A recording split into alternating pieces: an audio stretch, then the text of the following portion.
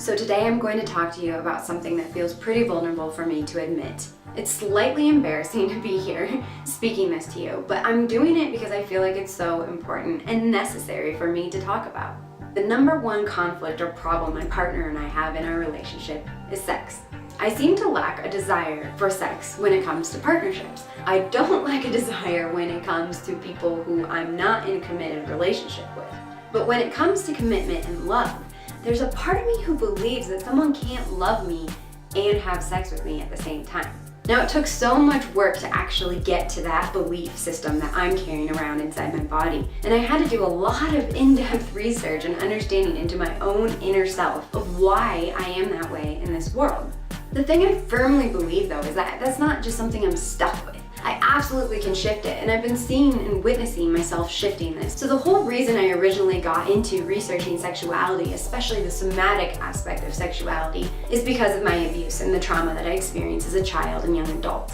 I went to therapy, and therapy was absolutely amazing for me. It took me from a place of being not very good, traumatized, to a place of feeling okay. And you know, being okay for a while was really great. I mean, being okay in the world when you previously had PTSD or you had these crazy personality traits that you didn't even understand, well, being okay feels good when you finally have some resolve around that. But what happened was I started becoming sick of being okay. I felt like there has to be more to life. There has to be pleasure in sex. There has to be deep intimacy. There has to be deep connection. Like, what is this whole multi-orgasmic business that everyone is talking about that I am certainly not experiencing? I felt like maybe I was incapable of experiencing it, maybe I was asexual, maybe I just didn't have a high libido, but the reality is that I'm totally capable of experiencing it. I just didn't understand the inner workings and the belief systems that I was dragging around inside my body that were preventing me from actually going out and experiencing it. And so what I wanted for myself was to go from this okay place to thriving. I wanted to be a thriving sexual being in this world. And on many levels, I feel like I have tapped into a sense of thriving, especially in my own sexuality with myself. I have released so much trauma, I've released so much pain. I have found this depth of sacred sexuality within that is so profound, so meaningful, and so transformational. But when it comes to having sex with my beloved, with someone who I care so deeply about and who I absolutely want to share this fantastic experience with, my body seems to shut down, to block that experience from happening. So it wasn't until a few years ago when I was studying embodied spirituality and really looking at the neuroscience behind sexuality that I began understanding why I am the way that I am and how it's totally possible to shift the way that I am. So as humans, we all operate from a fear drive and from a love and connection drive. So the fear drive is rooted in our primal brain, also known as the reptilian brain. It's located in the center of our brain. And basically, this brain stores every single experience we've ever had. And it categorizes those experiences as good experiences, bad experiences, anywhere in between. And it creates stories based on what we are experiencing in present day as compared to what we've experienced in the past. And it basically tells us how we should operate based upon those stories. The other part of our brain, the love and connection drive of our brain, is the part of us who really seeks out connection with others, who really desires love, who experiences these oxytocin rushes and knows that they're good. It's the tribal aspect of our brain, the one that wants us to be in groups together so we can support each other. And so we had both of these drives as we were growing into the human beings that we are currently in present day. But basically what happened is that the fear drive became more powerful than the love and connection drive. Why? Well, because if a lion was chasing us, for example, that fear drive had to kick in so we'd have a survival mechanism. It would tell us, run, or go hide, or get out your bow and arrow and shoot. It would protect us. So the fear drive is really rooted in protection. It's really rooted in keeping us safe. And it cares way more about keeping us safe than it cares about us having pleasurable experiences, than it cares about us having loving connection. So if we've ever experienced trauma of any sort, now I'm not just talking traumatic sexual experiences like you were raped or you were abused or someone kissed you when you were 12 and it was horrible and disgusting. I'm talking about the systemic trauma that actually happens in our society because sexuality has so much repression around it. I'm talking about the trauma that even happens in purity culture when people are told that they're damaged goods if they don't have sex, or the trauma that happens to LGBTQ persons when they're told that their sexuality is not something they're allowed to express. So when we've experienced any sort of trauma like this, our primal brain connects that to the fear drive. And any kind of experience that we have that resembles that kind of trauma at all will trigger that fear response. And our primal brain will tell us to run, or to freeze, or to fight. It'll send out a stress response that will then make us live our life according to that stress response. So everyone is different when it comes to their sexuality. Everyone interprets the experiences that they've had in different ways.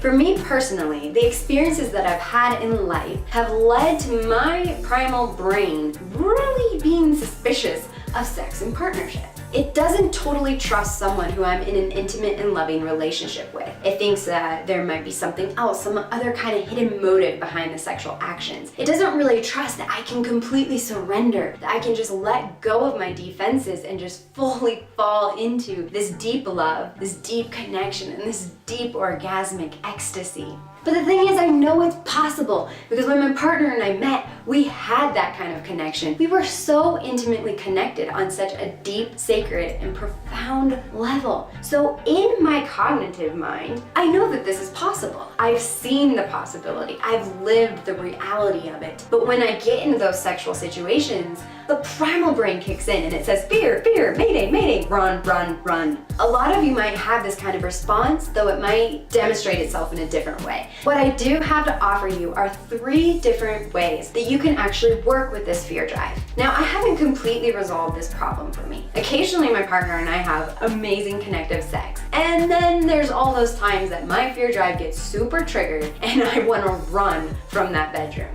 But the beautiful thing is that I have these tools that I can work with, and I see that the more and more I work with these tools, the more transformation happens in my body, and the more I'm able to connect on that deep, intimate level that I so deeply desire. So the first tool that I love using is to meditate on sensation. Basically what this means is that I meditate on everything that my body is experiencing. It's similar to meditating if you just meditate to meditate, where you're just allowing all the experiences to happen, you're not trying to stop them, you're gently flowing down a river and you're just witnessing all these things happening. Well, to meditate on the sensations in sex means that I am meditating on every single sensation that I have. The heat, the cold, the friction, the bubbly feelings coming up in me, the sensation of love, the sensation of turn on, the sensation of pleasure, but also the sensation of blocks, the sensation of pain, the sensation of some sort of stuck energy, maybe in my cervix or in my vaginal opening. I really meditate on everything that is happening in my body, staying so focused and so present to the experience that I'm having. The second step that I love doing to really open myself up to these sexual experiences with my partner is that I sound. And what does sounding mean? Well, it means that I actually give noise to the sensations that I'm experiencing. Most of us aren't really taught to make noises like this, and it can feel really embarrassing and really awkward at first. But I encourage you to really deeply explore the possibilities of sounding out the sensations that you're having, especially the sensations that are blocks, or that are pain, or that are discomfort. So for example, if I feel something in my body, like right now I'm going to focus on my cervix, I can actually give sound to the sensation that's happening there.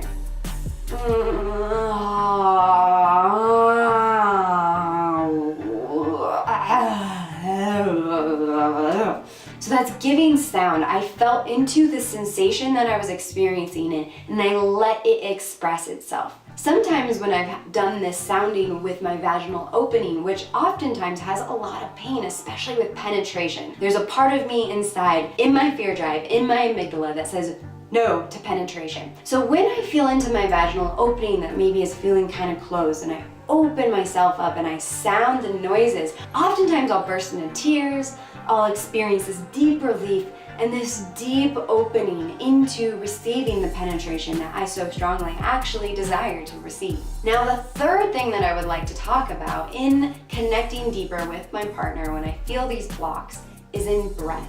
Breathing is so important, and oddly, it's something that we don't think about. I recognized early on that in sex, I actually often hold my breath. And that holding of my breath came from this fear from this expectation of something happening that maybe I didn't want to happen. So I would actually tense up my solar plexus area, my sternum. I would tense it up. My heart, I would block. I would hold my breath. And once I finally started allowing myself to breathe, and not just breathing, but actually allowing myself to have a continuous breath. So I breathe in.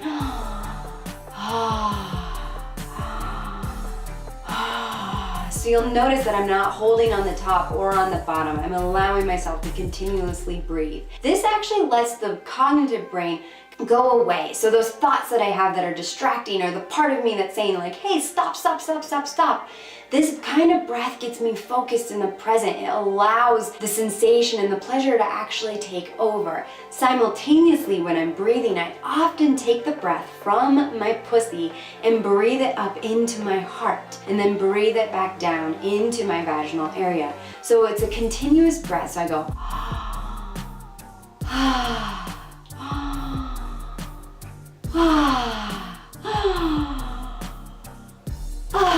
and when I do that, I feel my heart softening. I feel my heart opening, and I feel my heart actually wanting to connect with the sexual experience that I'm having. Because often when I go into sex with my partner, not even meaning to, very unconsciously, I disconnect my heart from the experience. And the truth of the matter is, a lot of us don't really want to have disconnected sex. A lot of us really want that kind of heart connection.